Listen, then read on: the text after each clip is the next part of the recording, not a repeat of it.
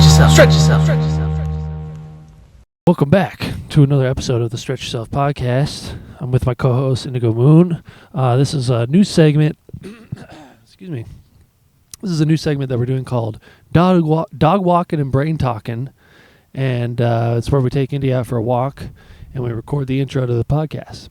Not too much to get into, folks. I'm outside and I don't want to be out here for too long. Indy, come here. Indy has also been on a full walk today, so he's ready to go. Can you sit? Sit. There you go. There you go. Good job. I got a show at Spirit Hounds Distilling on Friday, February 28th. And then on, I think it's March 7th, we're bringing back Stella's Underground. Oh, there's some other folks. Hey. Yep. That's why I got you. All right.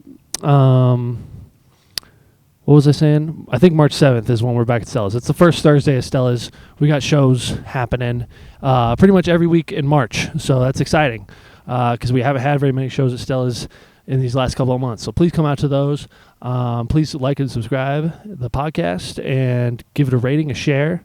And let's introduce our guests for today's episode. Our guest for today is he's a filmmaker. He's got a film coming out called Key Lime. That's going to be premiering sometime in June, he said. I know, we're almost done. And we were actually in a film together that's going to be coming up here in April. It's premiering at the Oriental Theater on April 10th, and in Fort Collins at the Lyric on April 24th. And we had a couple of scenes together, so it's pretty great. Everyone, please give a warm welcome to my friend and yours, Mr. Justin Heinz. Stretch yourself. Stretch yourself. Stretch yourself. Yeah. It's just a lot. What do you do for work again? So I do horticulture for the city. Oh, that's right. Yeah. Parks and stuff. For sure. Yeah, you can adjust that. It bends and moves and stuff. What do you recommend, like that? Yo. Yeah. Okay, cool. Do you want me to turn have you it up just a little bit? pretty close, or? Yeah, as close as you can. Sorry Okay. if there's hairs on it. Indy's hair flies everywhere. I love hairs. But yeah, I'm in the process now of trying to get the okay to design like a cactus succulent, more deserty, low water tolerant plants. Okay, yeah. I feel like those would do pretty well in Colorado. Yeah, and we have this big program of like their push for that kind of stuff. Really? So I'm hoping that I can. Why is there a push for it? Just to be more like water conservation, thoughtful and stuff. And yeah, there's a whole like resiliency program. Okay. That a lot of us horticulturalists. What's a resiliency program? Thinking more like drought tolerant stuff. To be more so like because we have all the parks, so there's a ton of irrigation. The parks help with irrigation. Well, we have like a whole irrigation. Like all the parks have tons of sprinklers, and there's a ton of water being used. Yeah. So they're kind of trying to think like, what can we do to like in the flower beds and more plants that are like perennial, native, drought tolerant. 100%. So yeah, I'm kind of in the process of designing a bed and hopefully to get the okay. But I love that's cool, deserty, kind of plants and succulents. And I went out to Arizona not too long ago, and that's our whole thing is is deserty designs, and they do a pretty good job. Like you'd think like it would be like minimalist plants, and like it wouldn't be as like it's more. I guess it kind of is minimalist, but like in a way like you can do more with that. Yeah, and there's so many like desert species. They were saying like I'd have to check my facts, but yeah. There might even be more like desert species than like there are in the rainforest and stuff. That we just How don't. can that be? Yeah, just all kinds of stuff. Yeah, stuff that we don't like even think about. Like and I have a friend that works at like this place in Tucson. It's like a wildlife kind of like sanctuary. Yeah, and he does. He works with like amphibians and reptiles and all kinds of like snakes and weird shit like that. He worked at the zoo for years here in Denver. Okay. And we would jam. He plays guitar, and we were kind of in a wouldn't call it a band, but we were jamming for like a year. Nice. And then he's like, hey, I'm moving to Tucson to do this thing. And we were happy for him because he was kind of like ready for a change. Mm-hmm. And then like 6 months of him being there, he's like, yo, if you want to come down and like work with Cactus and stuff, I can get you a job. And I was like, that'd be cool. But he's like, there's a ton of snakes and scorpions and stuff, though. Oh, I can imagine. How do you feel about that? And I'm like, yeah, there's a lot. You run into him a lot. Yeah, and he's like, no, gotta be covered up. Him and his friends go out and do these like snake hunts. Yeah. To where they like, I guess it's not really a hunt, but they're like, they'll go and like flip rocks over in the middle of the night and like see if there's snakes under them and like. Ooh. And then they're like, they geek out about it and like, dude, look at this. We haven't seen this kind in a long time. And then they let him go. And I'm like, that sounds so scary. And he's like fearless, dude. He just like picks them up. And I'm like, dude, do you ever get like, concerned? Or like attacked? Well, he's definitely been bit. I don't know if he's been bit by like venomous stuff, but he was like, you know what? I probably should be more concerned. Yeah. I've been doing it so long that I kind of get a little lazy with it, and I should be more. I'm like, dude, I can't imagine going up and. I mean, I feel like that also is an advantage for him because he's casual about it. Mm-hmm. Like if you ever like approach a dog or something that like knows that you're scared to touch it, then like they can sense, be like, oh, like, you know. But if you're just like confident, like, and like, we're doing this. Boom, like one motion, like I'm sure his success rate is pretty good with that. If you're like, I'm not so sure. Like if you make a move like that, then that's, I feel like when you get bit is when you go like, when you pull hesitate, back. Yeah, when you hesitate. Yeah. It's the same thing with like jumping. Yeah. Like from a ledge to another ledge. Mm-hmm. Like if you hesitate at all, then you're fucked. You just gotta go. You just gotta jump full-heartedly. But he would show me these videos and be like, all right, look at this. And he would be like filming it on his phone, and then his buddy would come over. And he'd be like, you guys ready? You guys ready? And they just flip over the rock. And then another guy would come in to like grab the snake. So they'd like the guy filming, the guy flipping the rock, and then the other guy's coming in. 3-man operation. Yeah, to grab the snake. And they're all, I'm like, dude, you guys are, like, I applaud you guys because that's dope. But yeah, that's like how SWAT breaks down doors. Yeah. Yeah. One guy breaks it down, the other guy goes in right after. It was wild. That's wild, dude. Hell yeah. So you play guitar too? I play bass. Play bass. I have my own drums. I play, but I'm not the best at drums. Okay. But I do love drums. But yeah, same. And then I love banging on shit, but I can't. It's hard for like I can do 2 different rhythms, you know, or 2 different like tempos with my hands, and then as soon as you add a foot pedal into that, I can't do it. It's like juggling. Yeah, that's the hardest part is the once you get okay with the kick. Yeah, totally. Things get better, but totally. And I played drums in a band, but then like jamming with other people, I'm like, you know what? I'll let the drummer do the drumming. Yeah, for sure.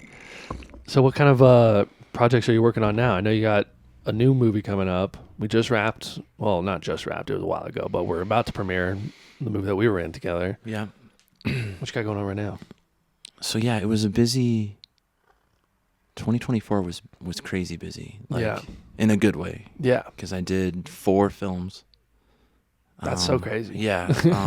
And these are all feature lengths. Like one of them was a short with Calvin. Okay. In like about a year ago. It would be last March. And it was kind of like his thesis for his master's. Right. Okay. I don't know if he's talked much about that, but it was a lot of fun. Yeah. We did it in like 2 days. And then Field of Screams, which was like late May, early June. Mm-hmm. Yeah.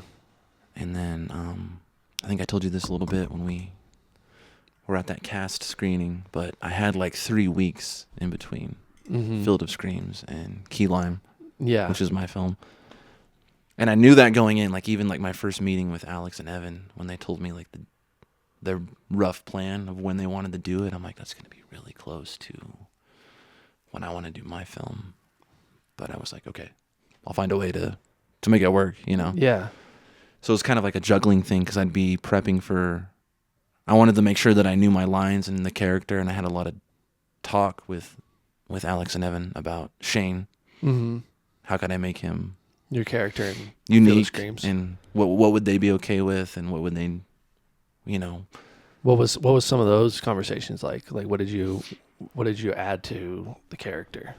I remember one of the big things, because they were like, okay, you're going to wear like a kimono type thing. And I was like, okay, cool. Oh, cool. And then for some reason, after they had told me that, I'm like, you know what? I need like a huge mustache. For some reason, I'm just like, I want a huge mustache. Yeah. So that was like one of the things. I'm like, are you guys cool with like a mustache? And they were like, absolutely. Yeah. Because I'm like, how can I make this guy kind of different? Kind of like, because the way they described him at first, I was like, I don't know how much I can do to make this guy stick out. And then it was like one of the very last things they said is like, okay, well, he's a giant like douchebag. Yeah. And that was like the green light for me. I'm like, oh, okay. Yeah. Yeah. Big Okay. mustache. Yeah. Yeah.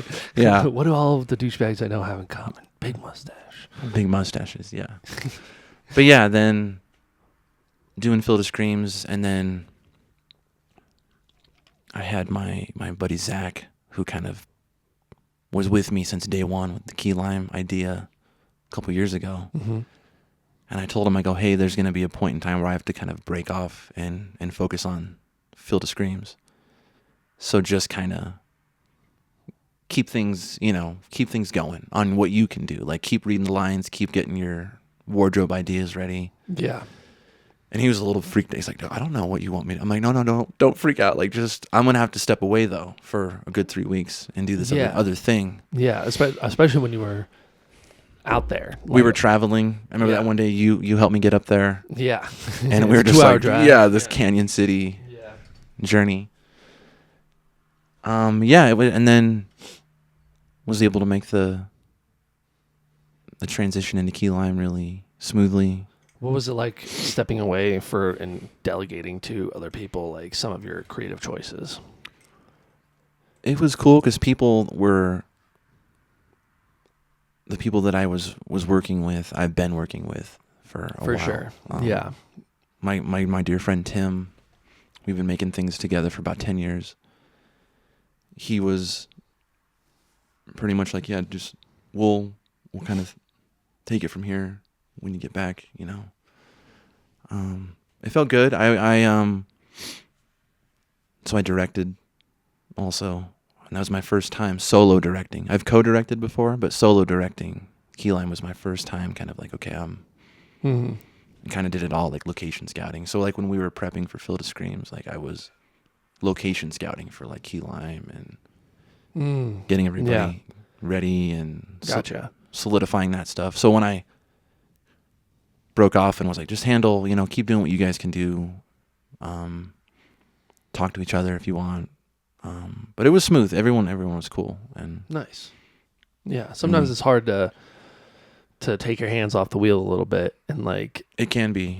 And some people are like, dude, don't be afraid to like ask for help. Right. But I'm like, I don't think of it like, I'm just like, oh, I can go do that real quick. So I'll just do it.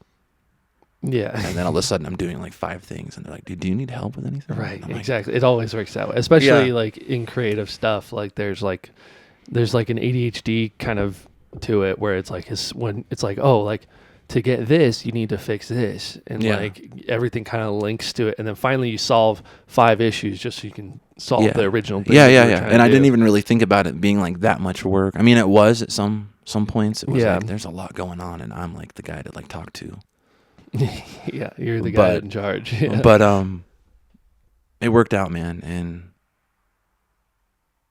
it was just I had the cast that I wanted, the locations that I wanted, and sometimes I was like, dude, I need to pinch myself and make sure that like this is real. Yeah. And it was really dope, man. It was awesome. Yeah, totally. Yeah.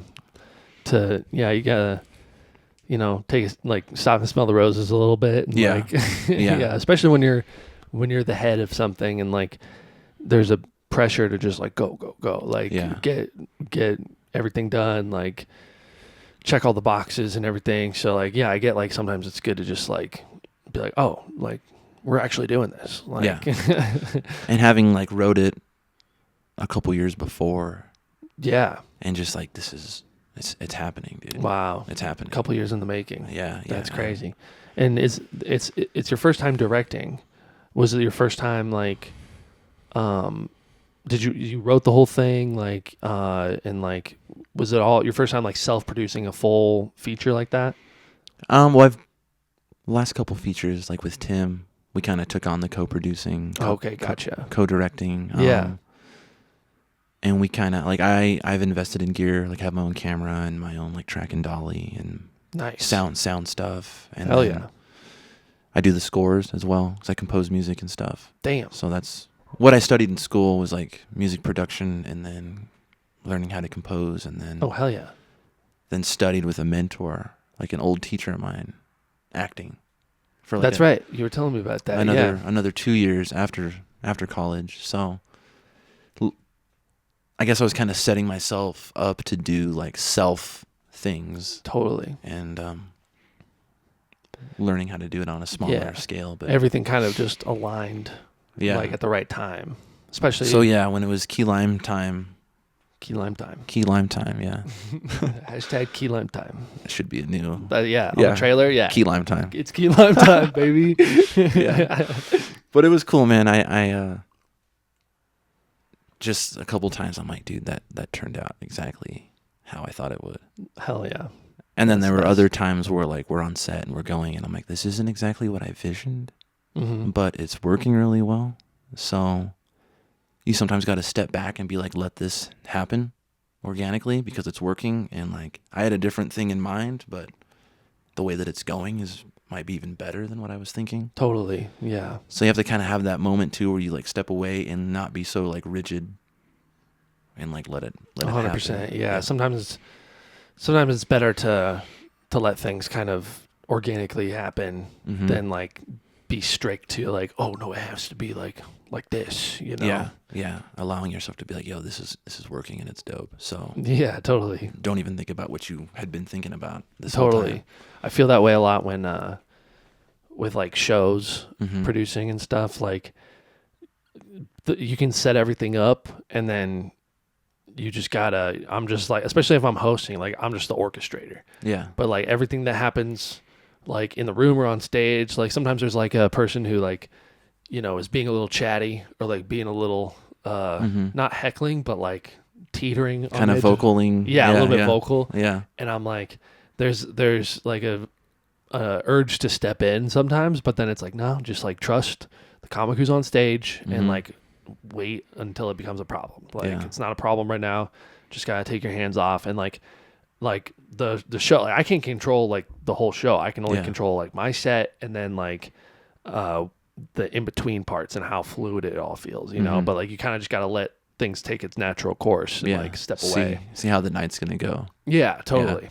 Yeah, for sure. I can't control how many people show up or like anything. You can only just like work with what you got, you know. Yeah. Sometimes it works out super duper well, and like I'm always like whenever it gets like excuse me, like really full, then that's when I'm like, oh man, are we gonna have enough seats? Like, and like there's been a couple of times, like I remember last year, we had just wrapped Field of Screams, and like Jordan, Alex, Evan, Calvin, all came out to one of the shows. Yeah. And I was like, maybe I might have even been the year before.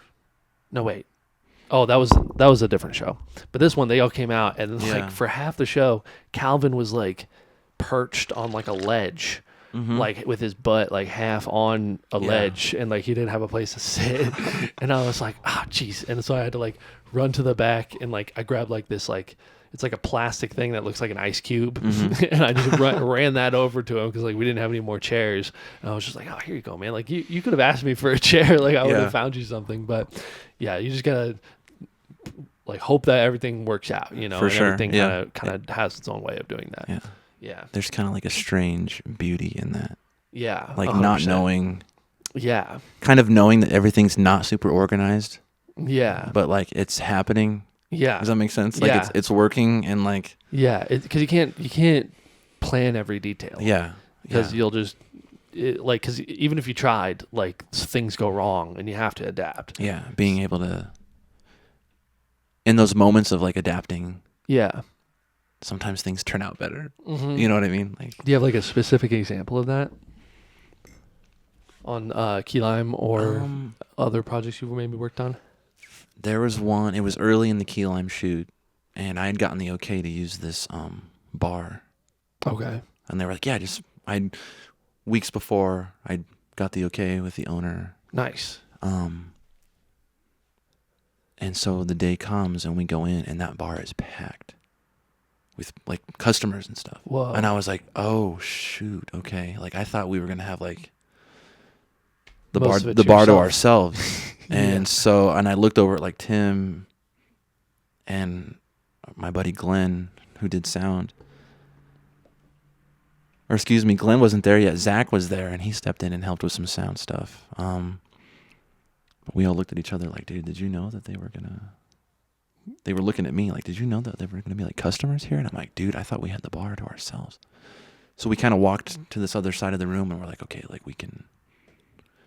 Is it a big place? It's not, and that's what made it tough. Oh shit. And we were just like, let's run through the scene and let's just do it. And like the bartender was like making drinks for like customers and making like pretend ones for us. And there was like a loud group of people, but we're like, hey dude, if we can just like place the mic in a spot where we can kind of hear them, but we're getting our lines. Yeah. And it took a few times to really get it, but we made it work. Wow. But was it super awkward? At first it was, because some people are like, what are these guys doing? Like, and then there were other people, like when we would finish a take, they would like clap. They're like, that was awesome. And we're like, oh man, we're really dealing with the. Please don't look at us. Yeah. Please just be extras in the background. Yeah. But it was kind of like we took it as like a learning experience for like, we've never dealt with that. So. Oh my gosh. Yeah. That would be so uncomfortable. Like just being in a public space where like nobody else knows what you're doing. Yeah. And like, I remember one time in college, like, I think it was in the class I was in with Calvin when we first met, and like we had to make like projects, like with film, and my group members and I, like, we didn't know what to do, and like we ended up filming at this coffee shop in Greeley, in the middle of the day. We just like, all we needed was like a couple of takes of something, of just like somebody working or something, or having a conversation, and so we just like, and then there was going to be like voiceover. So we just needed like this angle, we're out of here. And just that was like so uncomfortable to like set up and do. It was just like very weird. And like, I was like, I know this was my idea, but I feel like this is really weird for me right now. Like, nobody cared. Like it's a hipster coffee shop in a college town. Like, there's artsy things going on there, definitely. But it was still just like, took a second to get used to, for sure. Yeah. So having the people in there was weird. Yeah. Was it like it's like a dive bar or something, or like no, what kind it's of actually vibe is it? Kind of more like on the fancier end, like like cocktails. Like cocktails. Oh shit. And they also do coffee, and I had been in there to get a coffee every now and then. Was it Side Pony? No. I'm just guessing. Random places. It's over like, it's on Grant, behind like the Trader Joe's. Yeah. Oh shoot, hold on one sec. I can't even imagine like I watched like Alex and Evan do their like on Field of Screams. Yeah. And with Dorothea and Garrett and like everybody like who was involved, and like just how many moving parts there were. Yeah. And the lights, and like, the camera is rolling, and like, we need to make sure there's not a reflection in the mirror. Yeah. And all that stuff. That's gotta be so, I can barely get one camera correct. Like for an entire podcast episode. Like, is everybody lit well? Like, is everything like in frame? And then I look like, almost like, ever since I added the video element to the pod, like this year, like with Calvin's episode, like there's always just like one thing that just like, I wish that would have been better, or like, for wish sure that like this would have worked out better or whatever. Like it's just a learning process, but like I feel like it gets a little bit sharper every time. Yeah, there's a lot to it. Sorry, what was the bar that you said it was? Forget the name of it. It starts with an S, but it's like Grant and 7th, kind of by the Vesper Lounge, like right there on that corner. The Trader Joe's is like okay, diagonal from it. Okay, gotcha. but it was rough. Was it tough getting the audio on that take? I was worried that it was going to be hard. Yeah. But going through the footage and stuff now, it was like okay. Yeah. Parts of it are a little loud, and we'll get it all fixed up and stuff, but yeah. way better than what I thought it was going to be. Yeah, for sure. And there's like a group of dudes behind us that was like totally hitting on this group of chicks. Yeah. And they were getting kind of sloppy, and they're like, oh, sometimes like, oh, dude. Yeah. Oh man, are we going to catch all that? It was just like, but we made it work. But yeah. So that was one of those times when you're like, okay, you just got to like adapt and go with it. For sure. Yeah. Damn. Yeah. Good times though. Yeah. How does, like, when it comes to, it's like Key Lime's like several years in the making, and like you wrote the whole thing, and like what was it? Because what was it like following through on it for several years, and like what was like your relationship with the project itself? You know, because like sometimes it's hard, like especially like I kind of relate to it with like jokes and like my relationship with the joke. Mm-hmm. But I've also tried my hand at screenwriting and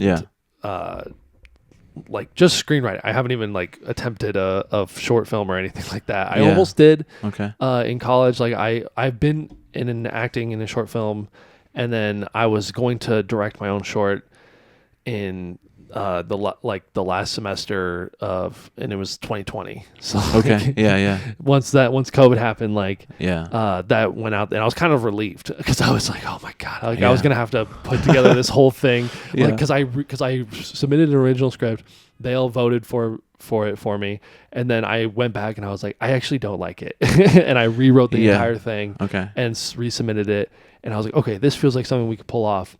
But then COVID happened, and I was like, oh my god, I don't know how I was gonna do all of that. But I tried writing like a full length script, and I just couldn't like there's just so many choices that you have to make, like based with the characters and with like what's happening in context, and like it's got to be all go through. And like I was writing it and like hoping it would kind of fill itself out, but then it just never came to fruition because it was just like really hard to like stay committed to the details. For sure. And like you're thinking about shooting it, like locations, budget, people, like there's just so much that goes into it. So it's like, what feasibly can I pull off? And I think that comes down to like having good writing and good character development so that you can keep it interesting just with minimal things going on. For sure. Or a minimal budget, you know? Mm-hmm. So what was all that like sticking to it, and what was your relationship like? How did it change as you continued to work on it? Yeah. Well, I knew that I wanted to do long-winded questions. No, I like it. I love it. I knew that I wanted to do something funny. Last characters that I play tend to be more dark and kind of fucked up, which I love. I love diving into that. But I was like, I want to try something funny, but still have like those oh shit moments. Yeah. So kind of like dark humor, very inspired by like Coen Brothers. For sure. Like Big Lebowski was a big influence. My favorite film, Inherent Vice. I don't know if you've ever seen that one. No. I think you would dig it. Okay. It's a Paul Thomas Anderson film. Okay. Joaquin Phoenix. Yeah. Nice. 1970s LA. I love it. It's just hell yeah. Really special to me for my own reasons, but so I wanted to do something in that realm of like dark humor but still have some serious tense moments, and I just kept thinking. And this would have been like very beginning of 2023. Like right after Christmas of 22. Mm-hmm. I started getting the idea of like, okay, just start jotting this down. And whenever I write, I usually have like a notebook and a pen. Like I'm not the guy to start typing right away. Totally. So I just carry my notebook with me. Like after work, go to the coffee shop. And then like during the day, like think about funny stuff. And then I had this idea, and I think that's going to work. I think this is going to work. It's about 3 friends and a smoothie. Mm-hmm. Yeah. This is going to be it. This is going to be the story. And then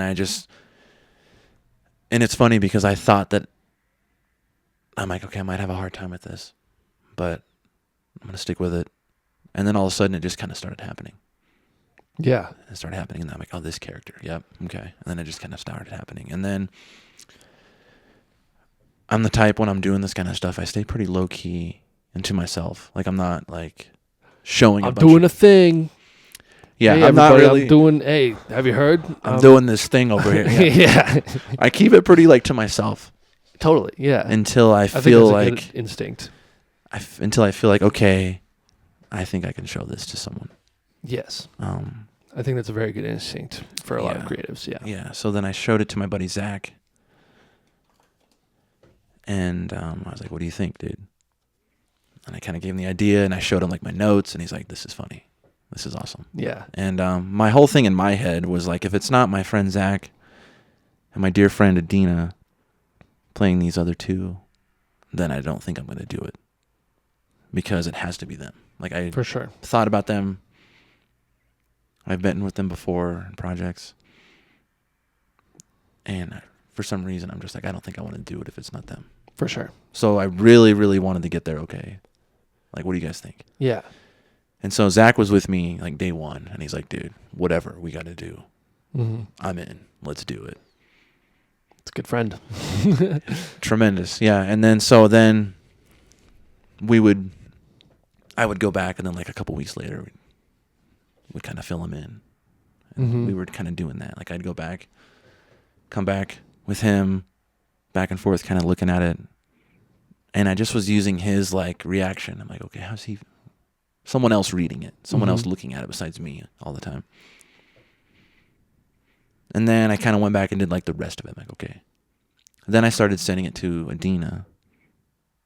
And she's the type that if like she doesn't fully like something or think something needs to change, she'll just be like, Justin, let's revisit this. Or like, why would you do this? Or why would this character do that?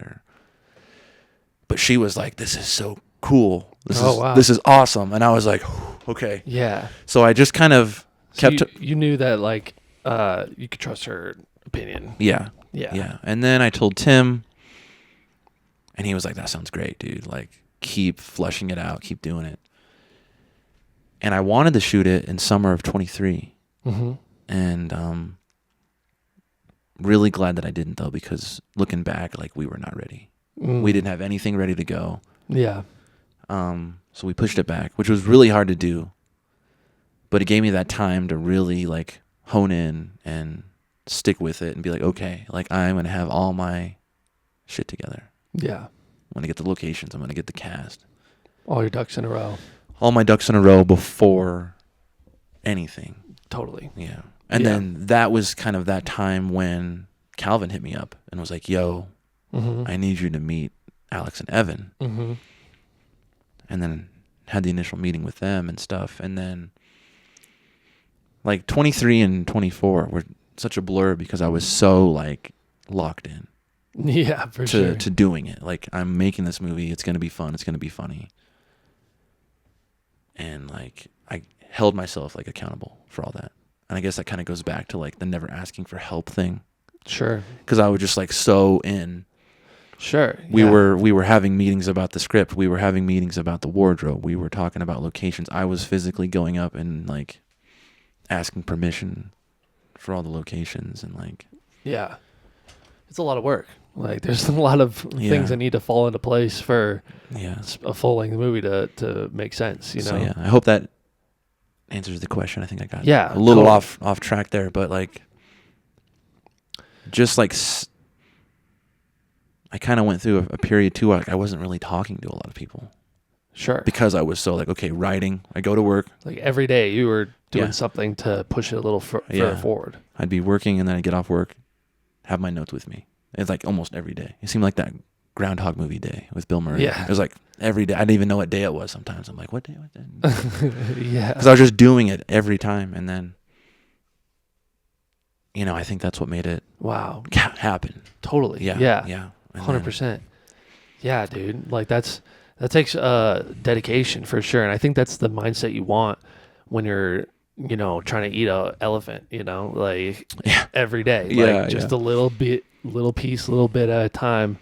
And I'm focused, you know, like, and there's like, I'm not like, cause I'm sure like you gave yourself time to relax, but like Yeah. you're saying, you're going like as soon as work's over, boom, I'm working on this. Yeah. I imagine that's how you are too, because you got your hands in a lot of stuff. You know, I admire and I envy that year you had, because like that's, man, I chase that all the time. Yeah. Like I feel like I have it in a different way, because like I'm very like on the go, like you know, like rolling with it, like, oh yeah, add a show here, yeah, I can do that, yeah, like I say yes to a lot of things. And that's kind of I'm doing that with the podcast now, where like it's like, all right, every Wednesday I'm trying to put out an episode, so whatever that takes, like let's make it happen, you know. So like in that sense, like yeah, like I have to be diligent, and like I run a room,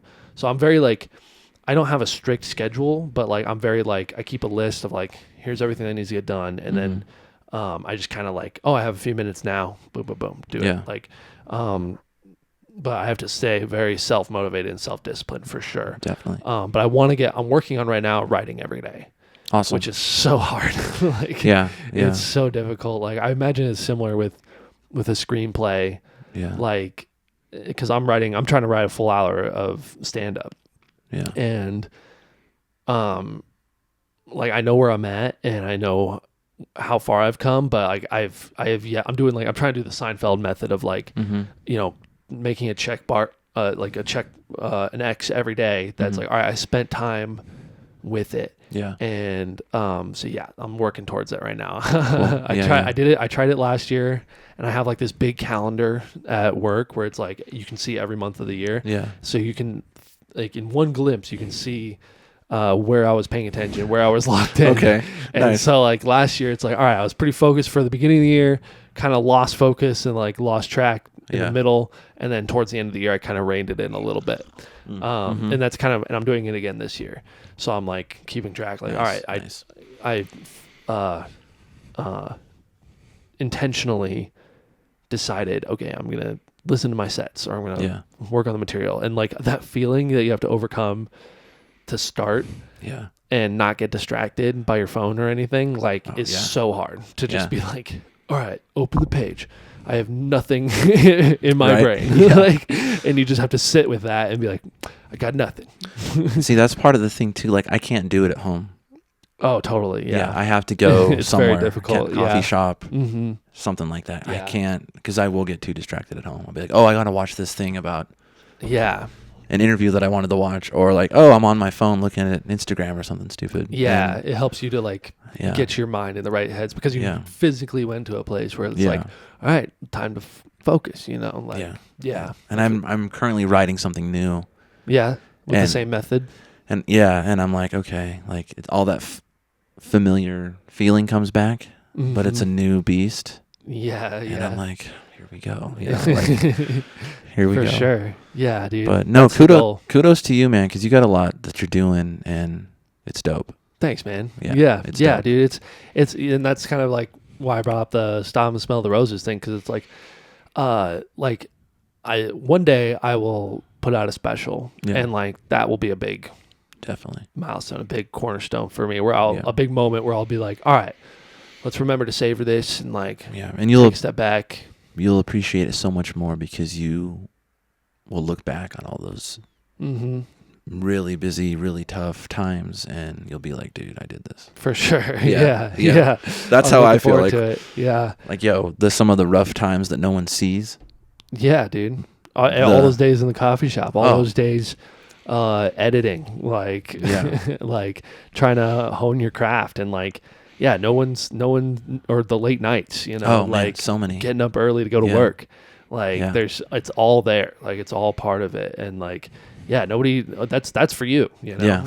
And it's cool. Yeah. I recognize that too. When we were on set, when we were done for the day or something, you'd be on your computer getting stuff set up for your week in comedy, you know? And I'm like, dude, that's cool, man. Cause I'm the same way. Like it never stops. 100%. Yeah. I always bring my work with me. Yeah. And, I just find those little moments where I can tap in for a little bit. And I have like, you know, systems in place that help me stay busy. So like I shoot every show that I do at Stella's now, where like every week that I'm there, I show up with a full bag of gear, and I'm setting up the camera to record the full show, and during the show I'm shooting it. So nice. That's awesome. So like, and so I come back on Monday and I got a project, like, and I try to get it done over the weekend so that it's ready to share by Monday, and that keeps me like pretty consistent too. That's awesome. Yeah. So it's a lot of work, but it definitely feels like I'm making strides, you know. I do this. It's probably really weird, but so like in the evening, like when I'm making dinner or something, I work on like my voice. Really? Or like try a different accent. Yeah. Or try like a different modulation of my voice. Yeah. Just to like keep those keep your polished craft. Yeah, and totally. Like I'll just like start talking in like a different way in case I ever like need to use that voice for a character down the road. For sure, yeah. And you're polishing your tools. Yeah, and I'm sure my neighbors and stuff like, who is he talking to, dude? Like, who is in there with him? But dude, oh man, I don't practice characters, but like when I'm alone in the warehouse, I just kind of let my mind go. Yeah. And I'm just like, like whatever song or like whatever character or ad lib is just in my head, like I'll just let it go. It's very emotionally therapeutic for me too. Oh yeah, just to for sure. Do you I'm sure you do, but do you like practice like imagining like you're doing your set ever? Like when you're alone at work or something? If there's a big set coming up, like for like a competition at the club, like last year or in the year before in 2023, like I had I advanced into competitions. So the day of, after my guy leaves, I go and there's a scale that we use. Yeah. So like that's the stage, and so like I'll be in the warehouse and I'll run my set exactly how I want it to go, and I'll time it so that like, all right, here's how it went. Here's my time with no audience. And so it's like, all right, it's about 4 minutes or whatever. That means that if I include 45 seconds worth of laughs, then I should be good. Okay. So I practiced that. Yeah, that's awesome. A lot. Timing it down to the T. For those sets, yeah. Okay. For sure. Because they give you the light, and then you have like a minute or a 30-minute, or sometimes they don't even give you a light at those competitions. They just say 5 minutes, and you don't want your mic to get cut. So like, because they'll just cut you. Just boom. Okay. Your mic's off, and you have to get off stage. And you're done. Okay. Yeah. So you don't want that to happen at the wrong time, or you don't want it to happen at all. You want to close and put a bow on it, but like sometimes it happens in people's favor, but like very rarely. Yeah. It's only like if they're like on a roll and like they just happen to get their mic cut, then the audience is like, oh no, yeah, like leave them wanting more kind of thing. But typically I'm like, no, I want it to be right in 5 minutes. Get off stage. So yeah, in those cases I do practice pretty heavy. Nice. Other sets I just kind of, it can be like, I'm like, oh, that's about 10 minutes. Okay. And like, I'll be fine. Have like a rough idea of like. Yeah. Like I've run it enough times that I'm like. And you can like maneuver through and like. Yeah. 100%. Cool. Yeah. Yeah. Cool. Awesome. Yeah, dude. How do you, like, what's it like balancing like your personal life with your projects and stuff like that? That's an interesting question, because I was actually thinking about that when you were talking. Yeah. Sometimes I have no personal life, to be honest. For sure. And there's this old, I found it a few years back, and I was like, oh my God, like I totally relate to that. But it was an old Al Pacino interview. Okay. And he's talking about like the commitment it takes to be an actor and all the stuff that you have to do that no one sees, kind of going back to that thing that we're, all the work that no one sees. And during that interview, he's like, my personal life sometimes is so non-existent. And I was kind of going through that at that time when I saw that interview, and I'm like, oh my God, like he's totally right. Like sometimes you don't have one. At least for me, I don't know. I can't say that for everybody, every artist or every actor or whatever. Sure, yeah.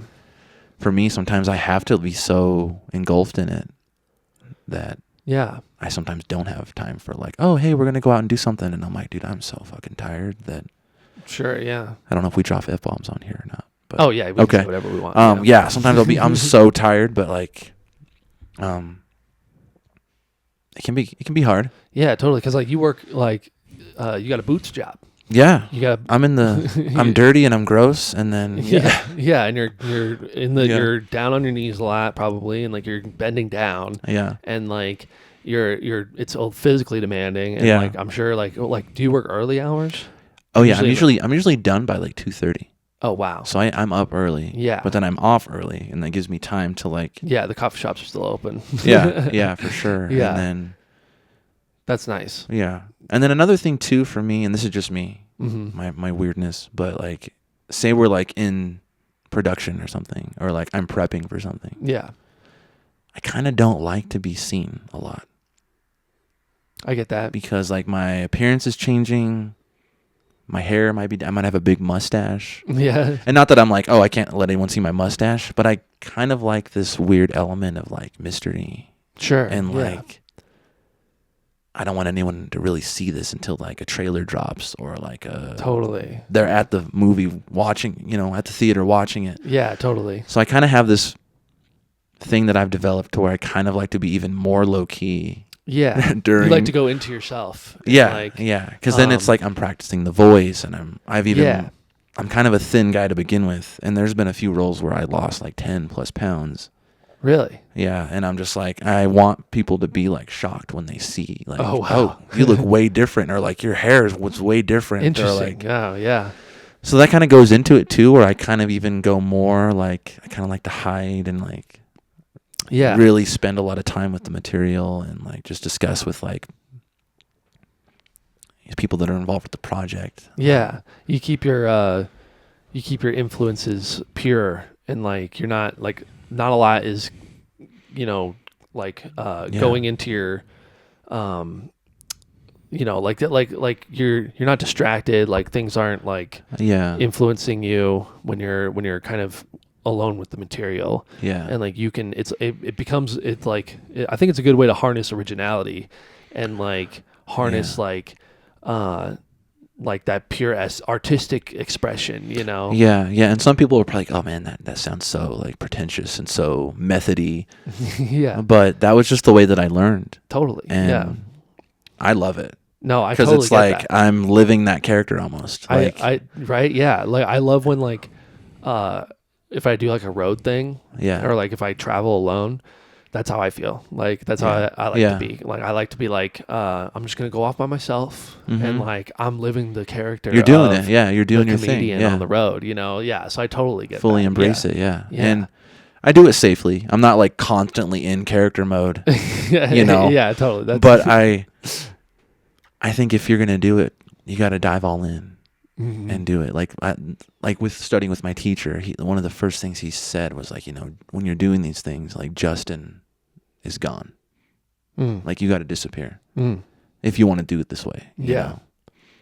And that was the way that I'm like, hell yeah, like change your posture, change your body language, like I'll even go on like walks. It's mindfulness. Yeah. Like I'll take evening walks and kind of walk a different way, like how I think my character might walk. Sure. Like, I mean, I just love like getting that far into it. Yeah, totally.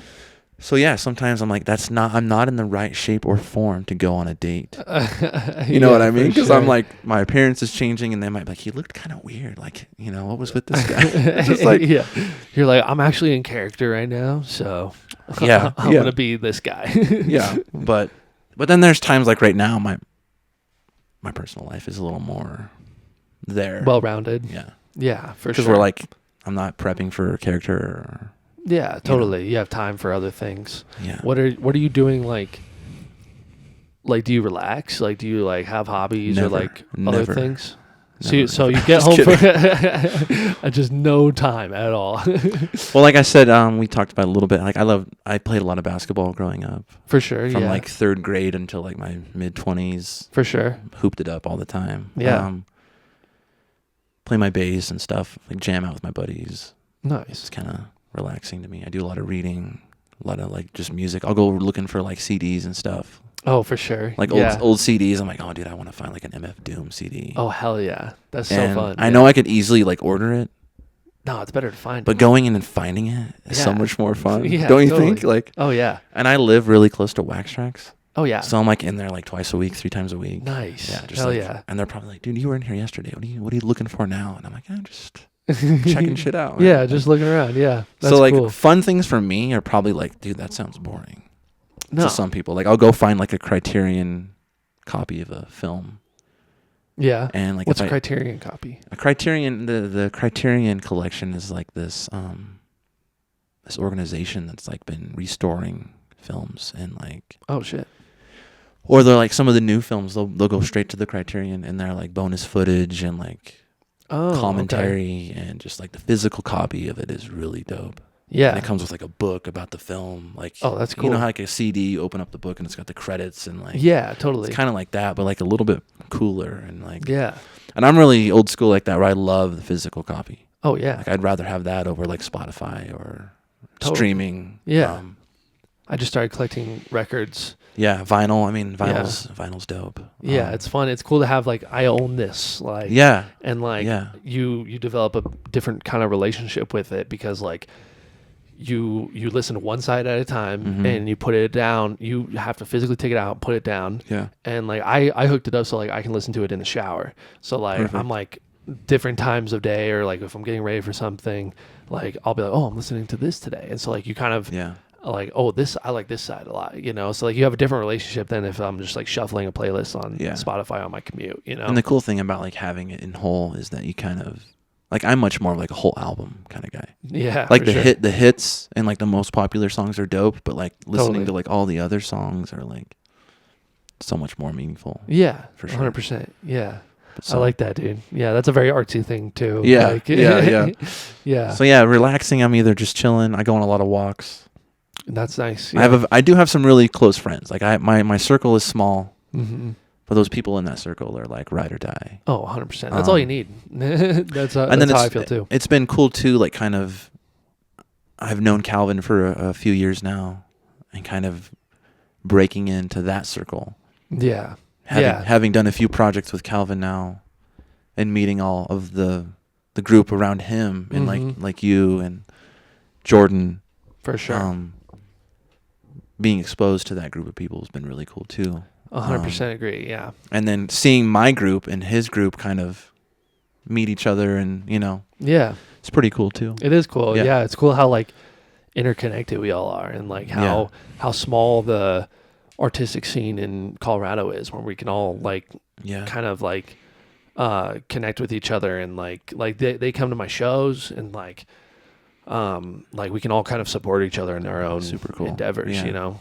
And that's the thing too, is like all of us artists got to help each other. Oh, 100%. Yeah. You know what I mean? Especially, the cool thing about all of these people is that we're all so like self-going, self-motivated, and we're not waiting for like an okay. We're just like, we're going to go do this. Yeah. And that's what's really cool about like just meeting everybody and like doing something like this. Like this is so cool to just like talk with a fellow artist about the process and like. Oh, I love it.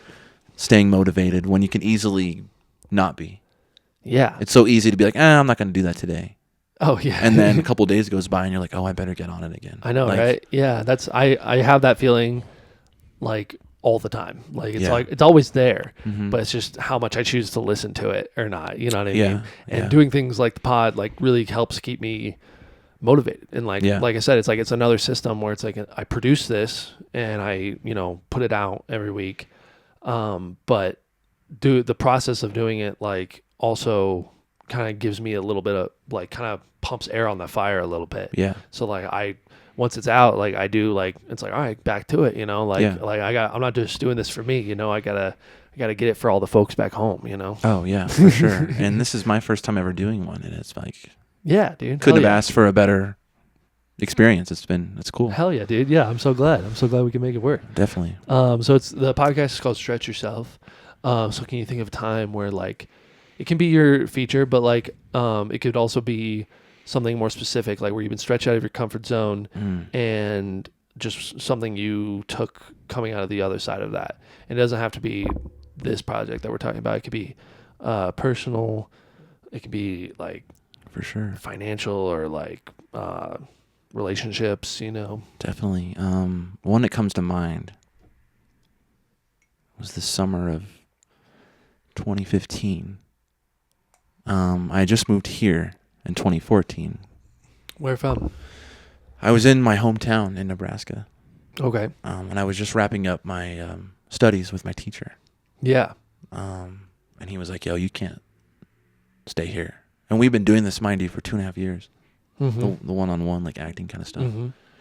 We kind of wrapped up, and he's like, unfortunately, this isn't the place to be doing this. Mm-hmm. Like you're going to have to go somewhere. And I knew that, New York, LA, whatever. But my mom lives here. And I was like, well, I think I'm going to go to Denver and just kind of see what happens and maybe look up like indie films being made or, what's going on. For sure. And he was like, yeah, that's a great idea. And a couple months later, I did it and came here. And this is how I met Tim Navarro. I just started going to like student film auditions and open auditions, and there was a lot of stuff going on at the film school here at that time, and like castings, and I just started going and going and going. Had a really awesome opportunity. I didn't think I was going to get anything. I was like, okay, I'm just going to test the waters, see what happens. Yeah, for sure. Got asked to do like a taped audition in front of like this giant room, and the lights were out, but you could see all these like people. And I'm like, oh shit, okay, this is it. Like, this is what they talk about. Did that. It was really cool. Got asked to come in for a few other auditions, and then I didn't hear anything. Yeah. And I'm like, oh man, well, it was a good start. Totally. It's a good start. And I was kind of bummed, but I'm like, hey, I tried it. I did it. I get a call from this guy. And he's like, hey, I got a small part for you. His name was Matt, really cool dude. And he's like, hey, I got a small part for you in my film, but I also am producing this other one. And we think you could maybe be the lead. So we're going to have you come in and read for it. And I was like, oh shit, okay, cool. Nice. And then like 2 days later, I got another call like, hey, I want you to do this. Can you come in? Yeah. So I was like, okay, cool. So like boom, boom, boom. And that's how I met Tim, was I got the lead in his thesis. Oh shit, okay. And we've gone together now to make 6 films together. That's so cool. We've been working on films together for 10 years. He's like a brother to me. Yeah. But it was crazy because I remember where I was in Arvada. My mom was living in Arvada at the time. And I was sitting in this little coffee shop, and I'm like, I didn't get anything this year, but we'll see. Next year, I'll keep trying. For sure. And then to go do those films, one of them, the part that I got I got just a supporting role in one of them, but that went on to like win Best Picture at the school that year. And then doing Tim's and this other guy's film, both getting the lead. And one of them I was playing 2 versions of the character. So like I couldn't have asked for like a more cool start. Yeah. To like my acting journey. Wow. Doing These 2 really ambitious films at the film school. People liked them.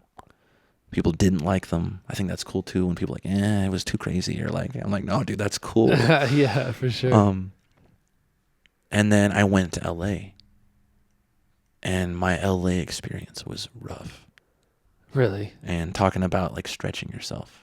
Yeah. Like, you were here for a while. You did all those things, and then you're like, I'm gonna go to LA and see what's up. I had some friends out there. They were like, come out here. We'll get you in some auditions. For sure. I kind of was like, okay, cool. And I had this job lined up. I was going to do like some landscaping stuff in Malibu.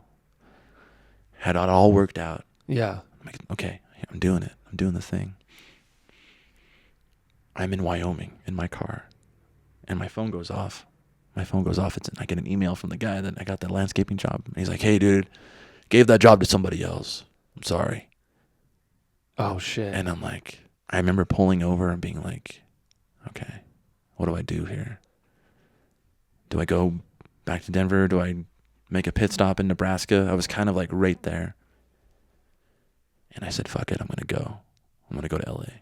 No job, barely any money. Yeah. I do it, and it was a disaster. It was a disaster today. Roommate situation turned not too good.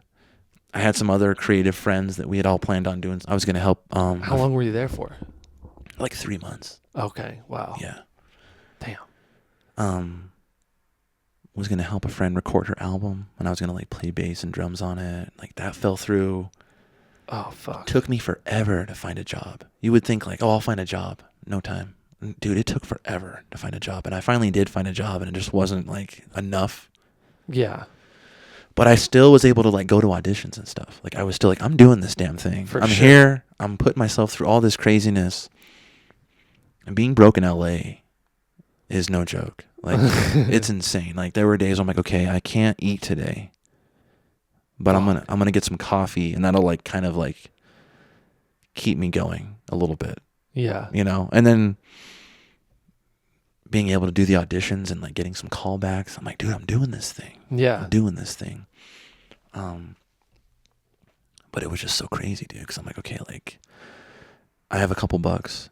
Do I buy a 7-Eleven burrito, or do I buy like a jug of water? Yeah. You know what I mean? Yeah, for sure.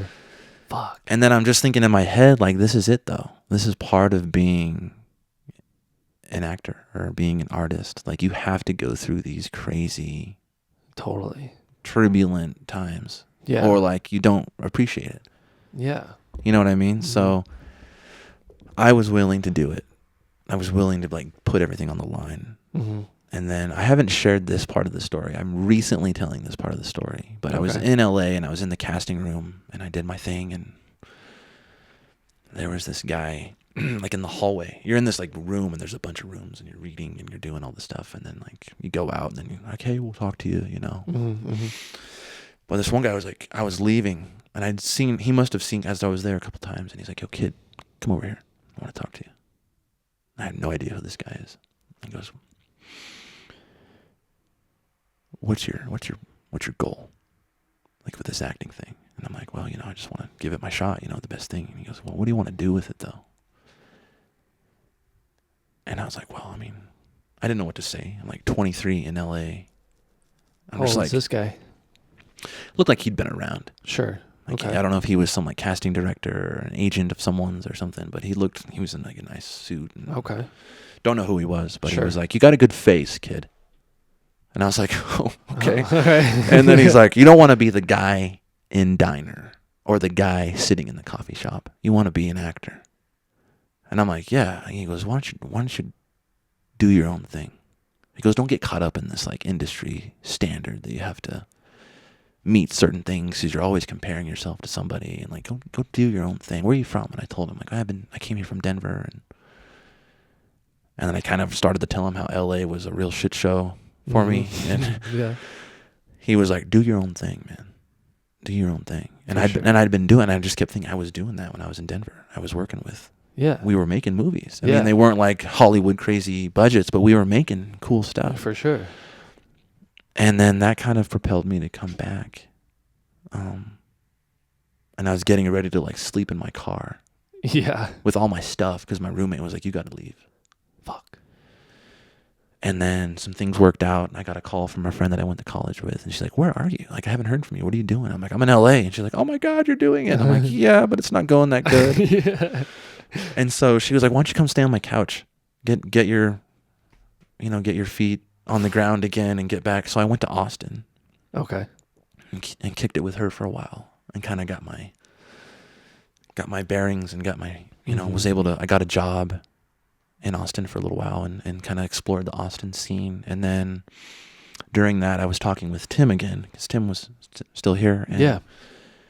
like, dude, let's just get back to it. Let's get back to making movies. Let's just do it, man. And so I came back here, and that was like the Christmas of 2015, and we did a short together, and then I got all my stuff from Austin and just stayed. Wow. So that was kind of like that stretch that you were 100%. That's a big one. you were talking about. Yeah. Like, I was willing to be like, yo, I'm okay with like falling flat on my face, Dude, 100%. but I want to be trying and trying and trying. Damn. And yeah, I look back on some of those times, and I'm like, I did that thing. Yeah. You were doing it. Yeah. And I still go back to LA sometimes. Not as frequently since 2020. But, Sure. I still have some connections out there and stuff. Yeah. But You can pop in. and that's kind of what it is. I have like, okay, I'm gonna be here for like a week, Yeah. but I know I'm gonna go back and Yeah. kind of I love LA. I think it's an awesome place, but it's also very like Hollywood can be a very weird, strange thing, as we all know. Yeah. And just being able to do the projects that we like doing. Yeah, 100%. And having that That's creative, what it's all about. Yeah, that creative freedom, and that you got you're running the Stella's thing. You're taping this. You're like you have the freedom to do like, and no one's like, no, you can't do that, dude. Right. You know what I mean? And same for like what we do. Like, no one's telling me, oh, you can't do that. I'm like, no, watch me. I'm gonna do it for sure. You know what I mean?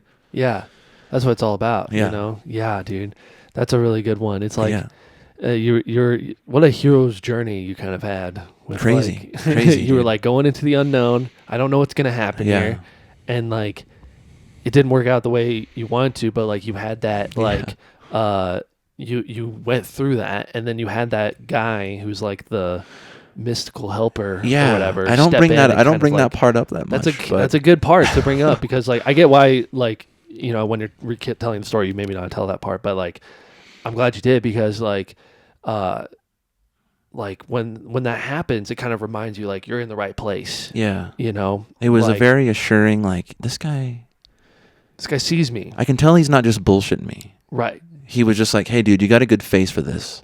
And I didn't know how to take that. I'm like, what do you mean? Like, my face is nice, cool. But he's like, no, what he was saying is like, you have what it takes to do this thing. Yeah. But you're going to have to go do it. Right. Because forget all this. Yeah. Forget all this. Like, they'll kick you out if your eyes are a certain color they don't like. Yeah. Like, oh, you have green eyes. We kind of wanted the guy to have brown eyes. Yeah. That's kind of what he was saying. 100%. He's like, go do your thing. But yeah. Yeah. It wasn't what you were experiencing wasn't a good measure of like your worth as an actor, and like who you could become and your potential. Yeah. So I totally get that's so cool. Man. Yeah. And when you're in the trenches like that, like it feels like you're broke, and like there's a lot that's like tough, but like it feels right. You're like, I'm fucking I'm living it, because like, at least you can say that you did it. Yeah. Like, and then that way you kind of like, when you come back to where your people are and where you can make things happen, like you said, you can appreciate it more. Oh my God. Yeah. You're like, I mean, that. I can get really like caught up in like sentimental, which I think is a good thing, but also can be like, yeah. Yeah. You probably feel that too. Yeah. But, like, I think about like my past and the things that I've done to get here, and I'm like, anybody else would be like, you're crazy, dude. Like, you artist guys you do all that just for this is kind of their mentality. And I'm like, dude, I wouldn't have it any other way. 100%. Yeah. I totally agree. Yeah, dude. It's like, and that's another good reason to have these conversations is to be reminded of that. 'Cause like, it is easy to get caught up in like that guy said, like, comparing and like, oh, I wish it would be nice to have a little bit more cash sometimes. And like, or to have some industry validation. Like, yeah. I mean, all that would be great. But all that would be great. But like at the end of the day, you were here to do it. Yeah. To do the thing. Yeah. And I think that's why I love like the indie style of stuff. Like, because when there's nothing behind it but the will to want to do it. Yes. To that will to create. There's no other like motive right now. At this point, it's like we're doing it because we love doing this stuff. For sure. Yeah. I think that translates. And then, maybe one day we do see the paycheck. And that at that point, I feel like that should be like the cherry on top of everything. 100%. Like, yeah. It is. We put in the hard work. Because by the time you get there, yeah, it's like I could take it or leave it. For sure. You know what I mean? Like most of the time, most people that I've watched and the people I admire, like by the time they get the bag and get offers start coming in, like it's like cool, but like I have the freedom to choose now. Yeah. Like I'm not just taking whatever comes my way. Like I worked up to a certain level and like I've accomplished pretty much everything I want. And like at this point, like I'm just doing it for me, like because you don't want to get trapped under somebody's thumb. No. Like because this is gonna be the keys to my dream, and it's like, well, like like at the end of the day, you're working for somebody else. Yeah. So Yeah. And I think that little exchange with that gentleman, I look back on it and I'm like, dude, that was a huge, like, little talk that he gave me. Because that, what you just said, like, we don't want to be kind of in the realm of things that we like, but we're mainly doing it because we're under someone's thumb. We want to be doing the stuff that we want to like. Yeah. And then eventually. And there's nothing wrong with, like, having to pay your dues a little bit. Like, if you take a PA or something like that, or, like, set design or whatever, like, nothing wrong with, like, not at all trying to just be around it. You know what I mean? Like, because that does sometimes lead somewhere, but sometimes you got to decide for yourself, like, what is going to be the best option for you. Yeah. Yeah. Damn. That's a good one, dude. Yeah, it might have been a little long of an answer. No, I love that. That's why we're here. First thing that came to my head was like, my LA experience about 10 years ago. Yeah, dude. But it made me just that much more hungry, you know. 100%. Yeah. Yeah, and you're still grinding away. And here I am. I just still got the fuel. In a funny way, I feel like I'm just kind of getting to where I'd like to be. Right. I mean, I feel like there's still so much more that I'm like ready to do. Isn't that crazy? Yeah. Yeah. Because there's no time. That's one of the things that's like, there's no timeline for this kind of stuff. Like, there's like, everyone's story is different, and like, sometimes like it takes all that legwork to be in the right spot at the right time. Yeah. Yeah, for sure. Hell yeah, dude. Well, I just got a couple of quick ones for you, and then we can wrap it up. Yeah. Just some fun ones. Do you have a favorite road snack? If you're on a road trip. Favorite road snack? Yeah. Probably Cheez-Its. I don't go eat hard. Yeah, I don't eat them as often as I used to. Yeah. That, or like my favorite snack is like the peanut butter pretzels. Oh. From Trader Joe's. Oh. Yeah, the little nuggy things. Yeah. And they have the best ones, like King Soopers, Safeway, Walmart. Doesn't compare. No, King Soopers, Trader Joe's. Yeah. Yeah. That's where it's at. They do they do their snack game is strong for sure. You can grab like 2 bags of those and you're good. On the road. Yeah. You're good to go. Do you have a favorite time of day? You seem like an early morning kind of guy. Yeah, I think my favorite time of day would be like between 10 a.m. and like noon. Oh, okay. It's like there's a lot going on, especially like on a weekend. You're like, okay, like what can we get into? Totally. Yeah. Yeah. Which usually for me is just like, let's get some coffee and then go look at like CDs and DVDs. Yeah, for sure. Yeah. Yeah. I love that. Yeah, it's like the possibility of the day, and like you're kind of like, and then you're moseying, you know. Yeah, and then by like 2:00 in the afternoon, you're like, yo, dude, we've had a good day. Yeah, for sure. It's already a good day. Yeah. Anything you're reading right now or consuming right now that you would recommend? Yeah. And this one could be a long answer, but I'll keep it kind of. I just finished Josh Brolin's book, The Actor. You know Josh Brolin? Uh-huh. Yeah. He put out a book kind of about like his life. Yeah. And it was really cool because it wasn't like linear. It jumped around. Like each chapter was like a year. Okay. And like sometimes it was like, 2011. And then it was like, 1984. So it was kind of like jumping back and forth. But I like that. That was really cool because I was kind of familiar with his story. Like when I like around that time frame that I just told you about, like 2014, 2013. Yeah. Kind of came upon his journey, and he started off like his first movie was The Goonies. Okay, yeah. And then, he didn't just launch right away. Mm-hmm. He did The Goonies. He did a few other like indie things. Thrashin'. It's like a really indie movie about like skateboarding in LA. Cool. Pretty cool. He hated it. Yeah. Him looking back on it, he's like, it's pretty cool, but like he hated it. He's like, dude, his career didn't launch. Right. And he went through some ups and downs. 100%.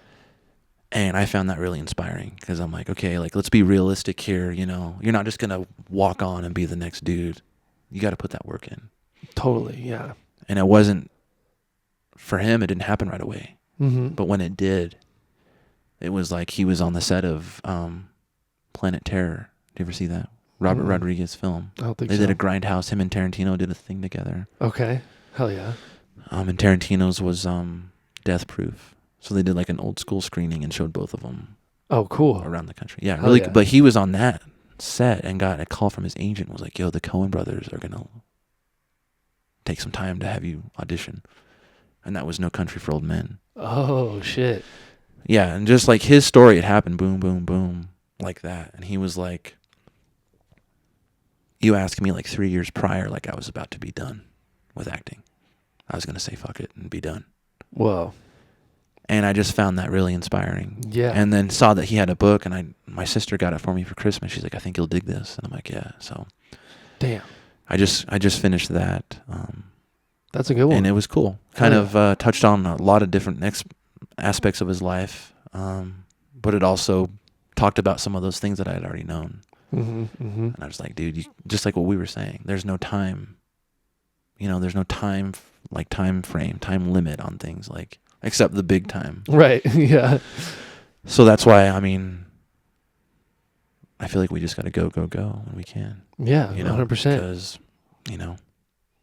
I just found that book really, like, kind of solidified it a little bit more, and I learned a little bit more about just, like, there's never the perfect timing. You just got to just go for it. You either are the guy or you're not. Yeah. And that made me think of two phrases I've heard before. Is like luck is when opportunity meets preparation. And totally. You don't only live once. You live every day. You only die once. Yes. Pretty good stuff. That's really good. Hell yeah. Dude, thanks for doing the pod, man. Dude, thanks for having me. This has been great. This was awesome. Yeah, dude. I'm looking forward to it. And where can people find you and learn more about you? So I'm not super like social media, but my Instagram handle is Shades of Enso. Mm-hmm. One word, ENSO. And it's solely just for like my creative stuff. Totally. And there's not a bunch of selfies and stuff. It's like it's like pretty much for like the project that I'm working on, or something that might inspire me. So what's a timeline for your projects being released? Key Lime, we're hoping for June. Okay. June this year. So summer 2025. Working really hard. And then, I got some other stuff in the works. I got a couple other scripts that are done, and then currently writing something. So, just kind of... Very cool. Yeah. Shades of Enso is probably the best way to, like, keep updated with what I'm doing. For sure, And then we're going to be in a movie on April 10th. April 10th at the Oriental. The Oriental. It's going to be a banger. It's going to be awesome. We have some cool scenes together. Yeah, dude. It's some of my favorite scenes in the movie. It was fun to work alongside you, man. And I hope that we get a chance to do it again. Oh, I know it will, dude. Yeah. Hell yeah, dude. Even if I write you in something. I would love that. Yeah. Dope. Be super dope. You know where to find me. Yeah, definitely. Hell yeah. Cool. Thanks, Justin. Thank you. See you out there, man. Appreciate it. Stretch yourself.